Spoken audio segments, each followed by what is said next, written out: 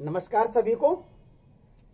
Body fluid and circulations के 20 number part में spleen प्लीहा पर चर्चा करेंगे। आपने वैसे सुना होगा प्लीहा तिल्ली बढ़ जाती है, डॉक्टर कहते हैं प्लीहा बढ़ जाता है।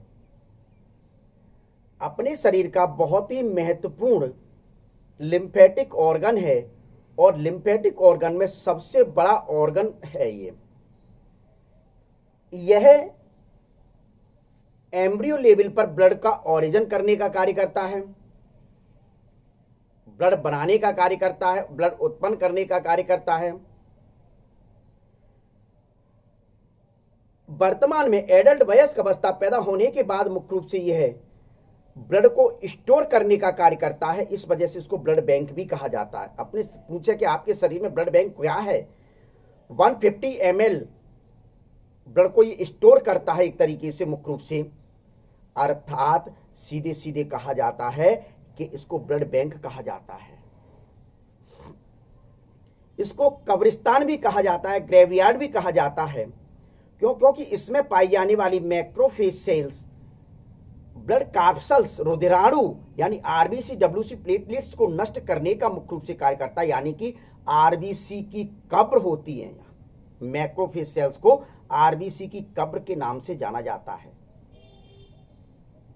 मैक्रोफेज सेल्स को आरबीसी की कब्र के नाम से जाना जाता है। चूंकि कब्र है तो उस पूरे को कब्रिस्तान के नाम से जाना गया, यानी स्प्लीन को कब्रिस्तान ग्रेवयार्ड कहा जाता है।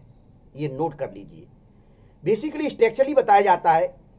पहले इसकी स्थिति बता दूं, पोजीशन कहां स्थित होता है। देखिए इसके बारे में मैं कुछ पॉइंट्स लिख रहा हूं, बहुत महत्वपूर्ण पॉइंट्स हैं। यह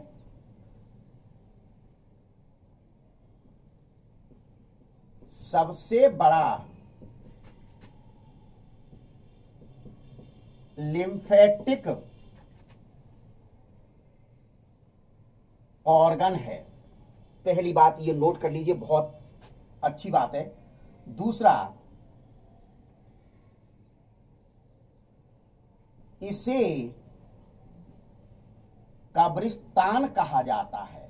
क्या कहा जाता है? कब्रिस्तान कहा जाता है।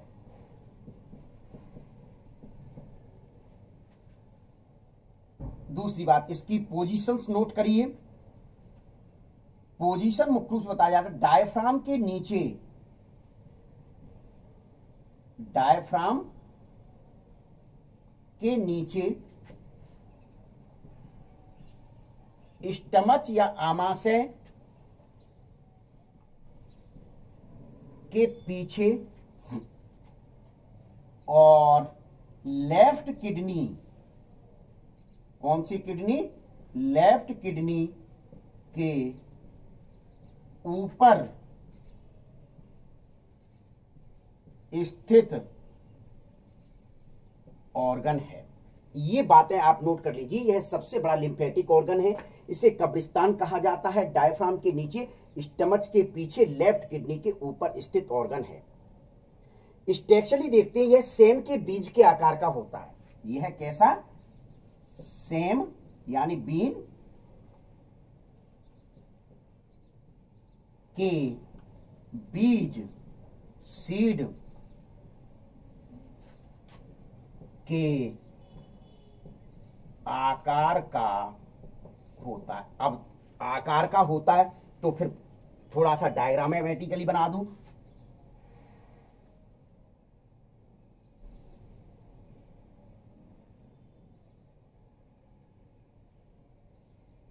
ये देखिए, इसके ऊपर कनेक्टिव टिश्यू की एक लेयर पाई जाती, आवरण पाया जाता है। लेयर पाई जाती, आवरण पाया जाता है, जिसे कैप्सूल कहा जाता है। काय की होती है ये? कनेक्टिव टिश्यू की। किसकी होती है? कनेक्टिव टिश्यू की मुख्य रूप से होती है। पहली चीज तो ये वाला जो भाग है इसका हाइलम कहलाता है। क्या कहलाता है? हाइलम कहलाता है। इसके कैप्सूल से कुछ सेप्टा अंदर निकले रहते हैं। जिसके कारण लोब जैसी स्ट्रक्चर बन जाती, इसमें कैसी बन जाती, लोब लाइक स्ट्रक्चर बन जाती, जिनको स्प्लीनिक लोब कहा जाता है। स्प्लीनिक लोब कहा जाता है। बाहरी साइड में एक पल्प भरा रहता है, बाहरी साइड में मुख्य रूप से एक पल्प भरा रहता है जिसको व्हाइट पल्प कहा जाता है, और अंदर की साइड में जो पल्प भरा रहता है उसको रेड पल्प कहा जाता है। ये बस शॉर्ट में बता रहा हूं मैं कि जिसमें आपका नीट और स्टेट एग्जाम कवर हो जाएगा, नीट और स्टेट एग्जाम मुख्य रूप से कवर हो जाएगा रेड पल्प। ये स्ट्रक्चर मुख्य रूप से आपकी काय की होती है, एक स्प्लीन की होती है। तो ये जो सेप्टा हैं, इनको क्या कह दिया जाए, सेप्टा या ट्रेविकुली, ट्रेविकुली के नाम से जाना जाता है। सेप्टा या ट्रेविकुली कहा जाता है, जिसके कारण मुख्य रूप से लोब बन जाते हैं, जिनको स्प्लीनिक लोब कहा जाता है। ये अब इसको कब्रिस्तान क्यों कहा गया, ये ब्लड बैंक का कार्य करता है। यह मुख्य रूप से यंग फेज में आरबीसी को स्टोर करने का कार्य करता है, यंग अवस्था में आरबीसी को स्टोर करने का मुख्य रूप से कार्य करता है। तो देखिए, तो अब क्या बनते हैं, आपके फंक्शन बनते हैं, इसके मेन है जो फंक्शन है जो आपको तैयार करने हैं। तो सबसे पहला जो फंक्शन है वो मुख्य रूप से देखिए क्या बताया जाता है,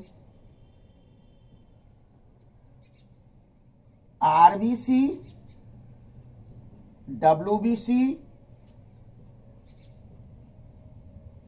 प्लेटलेट्स, आरबीसी, डब्ल्यूबीसी और प्लेटलेट्स का कब्रिस्तान है।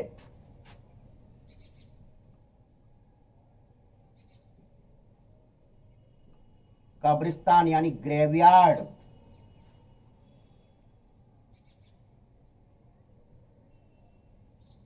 ग्रेवयार्ड कहा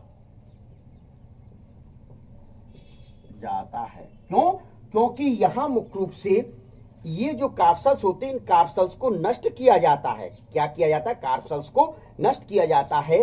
तो इस वजह से इसको कब्रिस्तान कहा गया। क्यों? कि रेड पल्प में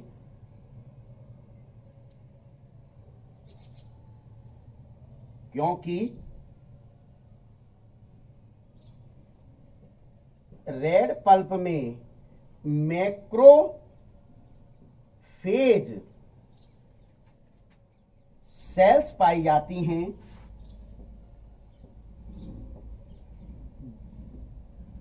जो कब्र का कार्य करती हैं।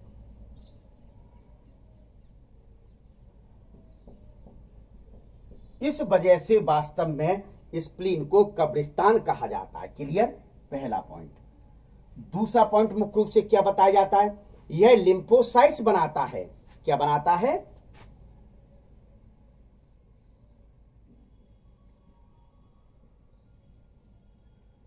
लिम्फोसाइट्स बनाता है। लिम्फोसाइट्स बनेंगे तो एंटीबॉडीज बनेंगे जो बैक्टीरिया को नष्ट करते हैं। जो क्या करते हैं? बैक्टीरिया को मुख्य रूप से नष्ट करने का कार्य करते हैं। तीसरा फंक्शन, एम्ब्रियो में ब्लड फॉर्मेशन का कार्य करता है। एम्ब्रियो में मुख्य रूप से ब्लड फॉर्मेशन का कार्य करता है। विशेष तौर पर इसको अंडरलाइन कर लीजिए, ये मैं निशान लगा दिया कि मुख्य रूप से क्या करता है, एम्ब्रियो में ब्लड फॉर्मेशन का 150 ml के लगभग ब्लड को स्टोर क्या 150 ml ब्लड को मुख्य रूप से स्टोर करने का कार्य करता है। इस कारण इसे ब्लड बैंक कहा जाता है।